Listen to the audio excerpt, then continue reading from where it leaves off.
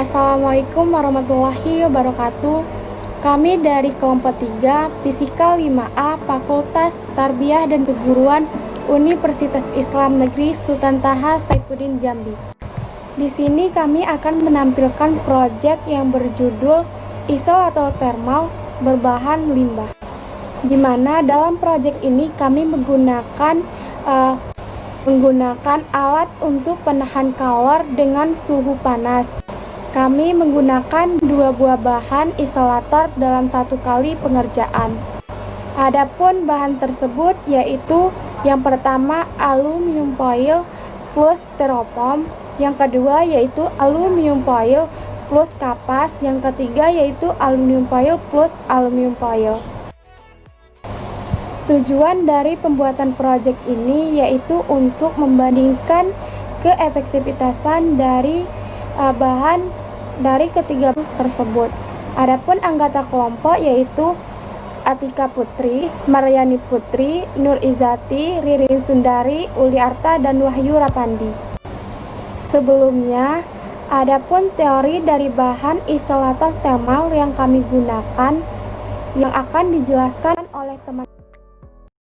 Isolator thermal adalah metode yang digunakan untuk mengurangi laju perpindahan panas atau kalor. Selanjutnya, penerapan insulasi misalnya AC dengan bahan aluminium foil untuk menahan panas serta memproteksi ducting AC. Nah, selanjutnya insulator thermal ini juga merupakan strategi pengendalian thermal lewat pemakaian material yang sanggup mereduksi perpindahan panas. Nah, aluminium foil itu adalah unsur kimia berwarna putih keperakan dan merupakan salah satu logam yang paling berlimpah di bumi. Nah, kenapa sih aluminium foil itu bisa digunakan di bahan insulator? Di sini karena sifatnya itu lunak, tahan lama dan ringan. Nah, aluminium foil ini juga biasanya digunakan untuk berbagai industri serta perkakas rumah tangga juga.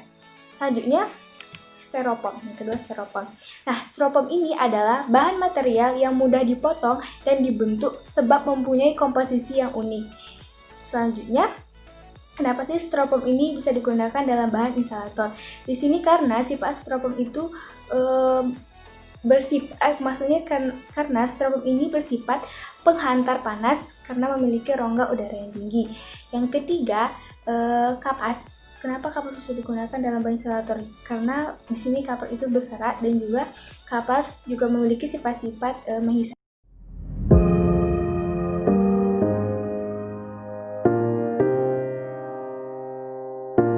Pertama ada botol plastik bekas. Selanjutnya ada kapas. Lalu ada styrofoam.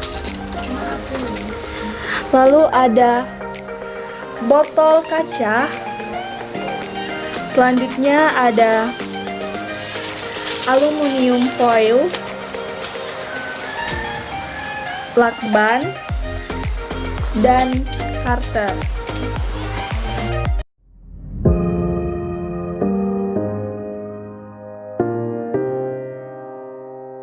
Langkah pertama adalah balut botol kaca dengan aluminium foil.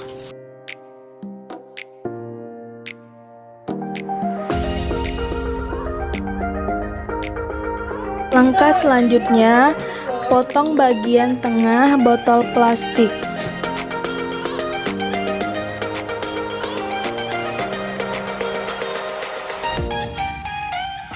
Langkah selanjutnya, masukkan botol kaca yang telah dibaluti oleh aluminium foil ke dalam botol plastik yang telah dipotong bagian tengahnya. Lalu, baluti botol ini dengan kapas.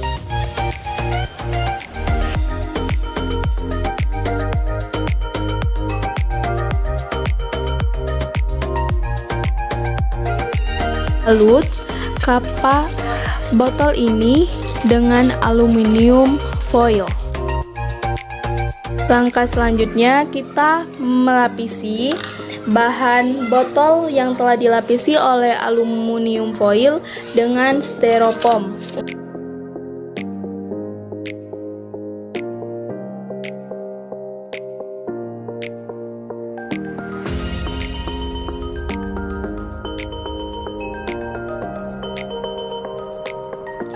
Selanjutnya, masukkan botol kaca ini yang telah dibaluti ini ke dalam botol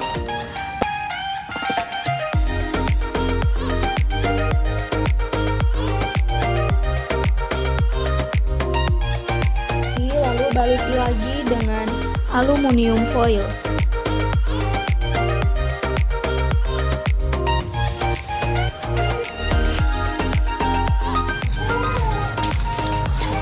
Inilah penampakan setelah dibaluti oleh aluminium foil.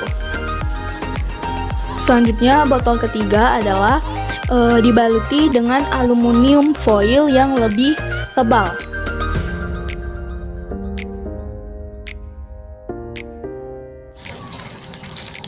Lalu, masukkan ke dalam botol yang telah dipotong bagian tengahnya tadi.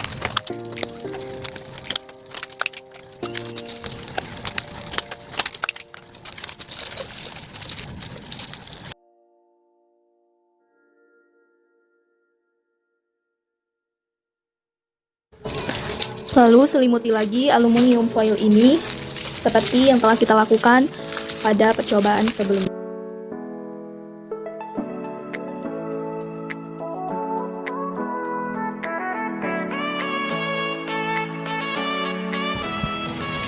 Langkah selanjutnya, membuat penutup botol dengan menggunakan aluminium foil.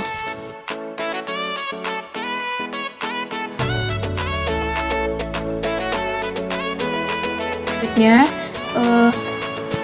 isi ketiga botol ini dengan air panas. Selanjutnya, kami mengukur suhu air selama 20 menit dengan rentang waktu 5 menit. Berarti dalam pengukuran ini kami mengukur selama 4 kali. 5 menit di styrofoam, 5 menit di aluminium foil, dan 5 menit di kapas.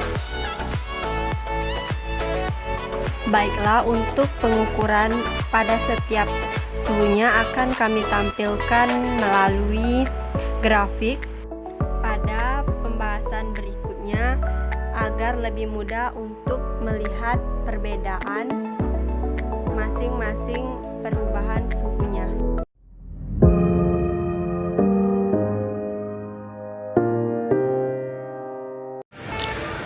Indonesia merupakan negara penghasil sampah terbesar kedua di dunia setelah Cina, di mana sampah tersebut berasal dari plastik. Akibat dari banyaknya sampah ini, maka akan menyebab pencemaran lingkungan. Kita dapat mengolah limbah sampah tersebut menjadi alat yang berguna untuk mengatasi atau menginsulasi panas, agar penggunaan dari alat seperti pendingin ruangan dan lain sebagainya dapat dikurangi, karena hal tersebut akan berdampak buruk seperti menipisnya lapisan ozon. Bahan yang kami gunakan di sini adalah bahan yang telah diteliti dan cukup efektif untuk menginsulasi panas, yaitu styrofoam, aluminium foil, dan juga kapas atau cotton. Setelah kami membuat alat insulator tersebut, kemudian kami melihat keefektivitasannya dalam menginsulasi, yaitu dengan mengukur perubahan suhu dari tiap menit. Maka hasil yang didapat yaitu sesuai dengan grafik, di mana penggunaan alat dengan menggunakan aluminium dan juga dihubungkan atau plus styrofoam terbukti sebagai alat penginsulasi terbaik dibandingkan aluminium dengan jumlah yang banyak atau double aluminium dan juga aluminium dengan kapas. Keefektivitasan styrofoam ini sebagai bahan insulator terbaik karena styrofoam memiliki densitas atau kerapatan yang lebih besar dibandingkan dengan bahan-bahan insulator lainnya seperti aluminium dan juga kapas. Kemudian hasil yang kami dapatkan yaitu untuk aluminium dan juga kapas, kedua bahan tersebut menginsulasi thermal dengan keefektivitasan yang relatif sama seperti yang ditunjukkan pada menit ke-5, ke-10, dan juga ke-20. Dan untuk ke menit ke-15 hanya berbeda skala kecil. Kesimpulan yang kami dapatkan setelah melakukan proyek ini yaitu terbukti bahwa styrofoam merupakan bahan insulator terbaik untuk menginsulasi panas, di mana styrofoam ini merupakan jenis sampah anorganik yang dapat menyebabkan pencemaran. Oleh karena itu, penting bagi kita untuk peduli terhadap lingkungan.